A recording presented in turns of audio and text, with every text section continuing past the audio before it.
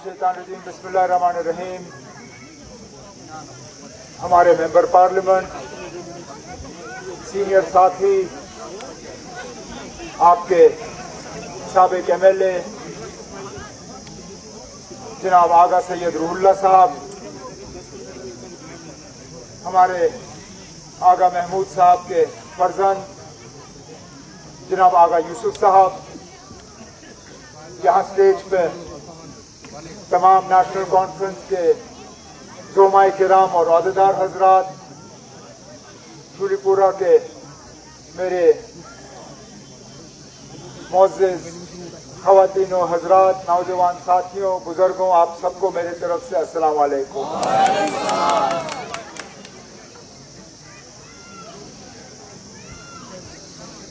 आज जिस मकसद से मैं यहाँ आप दोस्तों साथियों के दरमियान आया हूं, कोई छुपी बात है नहीं। इलेक्शन का ब्यूगल बज चुका है, वोट डालने को अब 4-5 दिन रह गए और मैंने ये जरूरी समझा कि मौजूदा हालात को देखते हुए, हालांकि इस बात से कोई इनकार नहीं कर सकता कि जब कभी शूलीपुरा के लोगों को अपने वोट का इस्तेमाल करना पड़ा तो यहां से हमेशा आप लोगों ने नेशनल कॉन्फ्रेंस को कामयाब किया, हमेशा आपके वोट नेशनल कॉन्फ्रेंस के हक में पड़े। लेकिन ये इलेक्शन आम इलेक्शन की तरह नहीं है। इस इलेक्शन में जिस तरह की साजिशें रचाई जा रही हैं, जिस तरह की कोशिश की जा रही है हमारे वोटों को तकसीम करने के लिए, हमारी आवाज को दबाने के लिए, हमारी आवाज को कमजोर करने के लिए, मैंने जरूरी समझा कि कम से कम मैं आपके 2-4 मिनट लेके इन साजिशों के हवाले से आपको जो है बाखबर करूं, ताकि 25 तारीख को जब आपको फैसला करना होगा तो इंशाल्लाह फैसला जो है आपका वो होगा जिससे कि हमारे ऊपर जो तबाही और बर्बादी का दौर चल रहा है उससे हम कुछ हद तक नजात हासिल कर सकें।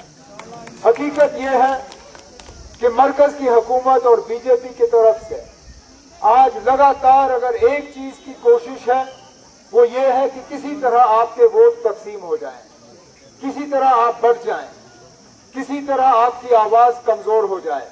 और उनका मकसद ये नहीं है कि आपके काम ना हो, उनका मकसद ये नहीं है कि यहां खराबी रहे, उनका मकसद ये है कि यहां से जो आवाज चली जाए वो आगा साहब की तकरीरें, मेरी तकरीरें, नेशनल कॉन्फ्रेंस के जो वादे हैं उनको हट के बात हो। अब आगा रूहुल्लाह साहब अल्लाह के फजल से और श्रीनगर, बडगाम, गांदरबल इन इलाकों के वोटों के नतीजे आज पार्लियामेंट में हमारी नुमाइंदगी कर रहे हैं। जब कभी आगा रूहुल्लाह साहब तकरीर करते हैं, जम्मू कश्मीर के हवाले से बात करते हैं, जम्मू कश्मीर के लोगों के जज्बात के हवाले से बात करते हैं, तो क्या कहते हैं? कहते हैं कि 5 अगस्त 2019 को जो हुआ वो हमारी मर्जी के मुताबिक नहीं था। वो कहते हैं कि 370 जब हमसे लिया गया, हमसे पूछा नहीं गया। वो कहते हैं कि जब हमारा झंडा हमसे छीना गया, हमारी आईन हमसे ली गई, हमारी शनाख्त, पहचान, वजूद जब हमसे छीना गया, हमारी जमीनें जब खतरे में डाली गई, हमारे बच्चों का रोजगार जब खतरे में डाला गया, इतना सारा कुछ हुआ, ये हमारे मर्जी के मुताबिक नहीं था। और आप आगा साहब की तकरीरों को पसंद करते हो। बीजेपी की मुकम्मल कोशिश है कि इस असेंबली के जरिए आगा साहब की ये बातें बंद हों। उनकी मुकम्मल कोशिश है कि 8 अक्टूबर के बाद जम्मू कश्मीर का ऐसा असेंबली बने जो कि असेंबली से एक ऐसा रेजोल्यूशन पास करे, एक ऐसी वहां से बात निकले जिससे कि बीजेपी कल को जाके दुनिया भर में ये कह सके कि जम्मू कश्मीर के लोग जो है 5 अगस्त 2019 के फैसले को कबूल करते हैं। उनकी कोशिश ये है कि कल जम्मू के लोग 5 अगस्त 2019 के फैसले के साथ नहीं है तो कल को बीजेपी का एक मिनिस्टर उठ के खड़ा होकर कहेगा आगा साहब आप झूठ क्यों बोल रहे हैं। ये जम्मू कश्मीर असेंबली की आवाज है। जम्मू कश्मीर असेंबली ने 370 को हटाने पे अपना मोहर लगाया है। आप ये बात मत करिए, आप झूठ बोल रहे हो और हम उसके बाद कुछ बोल नहीं पाएंगे। हम वो लोग हैं जो कहते हैं ना अब हमारे जितने भी हकूक हमसे छीने गए हैं इंशाल्लाह कहीं ना कहीं कभी ना कभी तो हम इनको लड़ झगड़ के इनको वापस हासिल करके आपके हवाले करेंगे। लेकिन उसके लिए ये बहुत जरूरी है कि इस इलेक्शन में हमारी आवाज जो है वो हमारी आवाज दब ना जाए, हमारे वोट तकसीम ना हो, हम कमजोर ना हो जाए। क्योंकि इससे पहले जब कभी हम तकसीम हुए हैं हमें उसका खमियाजा भुगतना पड़ा।